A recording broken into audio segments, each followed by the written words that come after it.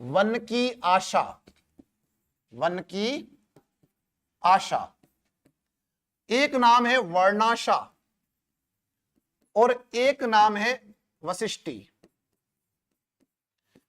अब ये नाम आए कहां से उसकी हम बात करें, और साथियों एक छोटी सी कहानी भी आपको बताता हूं बनास के संदर्भ में।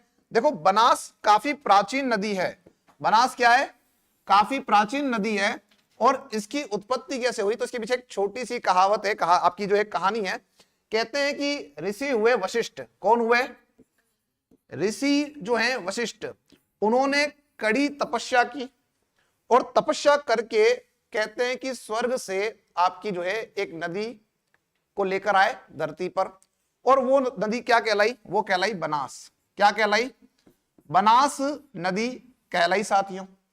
अब यही आपकी जो नदी है, जब वो धरती पर आ गई तो जो आपके ऋषि हैं वशिष्ठ, उन्हें चिंता हुई कि बिना हिमनद के, यानी बिना ग्लेशियर के, बिना बर्फ के ये नदी किस प्रकार से बह पाएगी।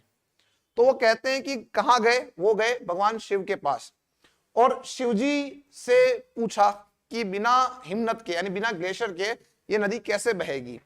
तो शिवजी ने इस नदी को वरदान दिया। कहते हैं ऐसा कि वरदान दिया कि इसकी जो रक्षा है वो कौन करेगा? वो करेगा वन। कौन करेगा?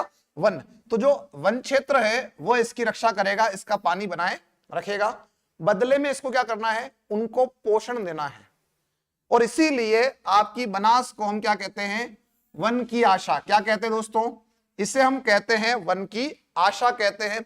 और एक और बात यहां आ रही है कि क्या नाम आ रहा है इसका? वशिष्ठी। तो वशिष्ठी जो नाम आपका आया वो कहां से आया है? गुरु वशिष्ठ के नाम से इसका नाम क्या पड़ गया? वशिष्ठी।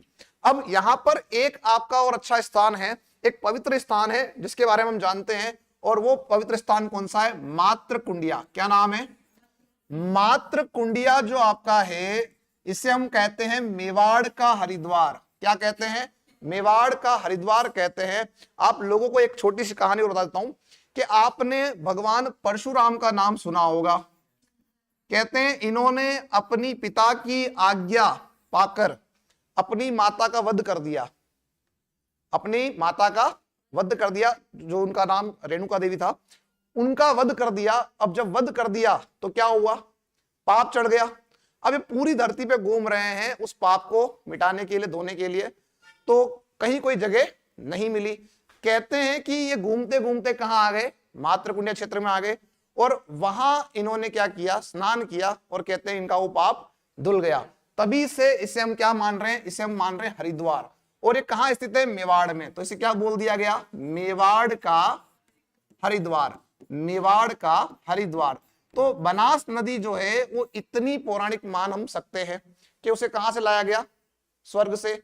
भगवान शिव जो है उसे क्या कर रहे हैं? वरदान दे रहे हैं। और कौन लेकर आ रहा है? आपका वशिष्ठ। और उसमें कौन पाप धो रहा है? आप सोचे इतना बड़ा पाप कि अपनी माता का वध कर दिया, वो वहां धुल रहा है। तो इसका मतलब ये बहुत ही आपकी पवित्र नदी है, और ये स्थान आपका बिल्कुल हरिद्वार से कम नहीं है। तो ये छोटी सी कहानी थी इसके पीछे, आपकी बनास नदी के पीछे। अब हम चलते हैं कि जो बनास नदी आपकी है उसका उद्गम कहां से होता है। तो हम सभी लोग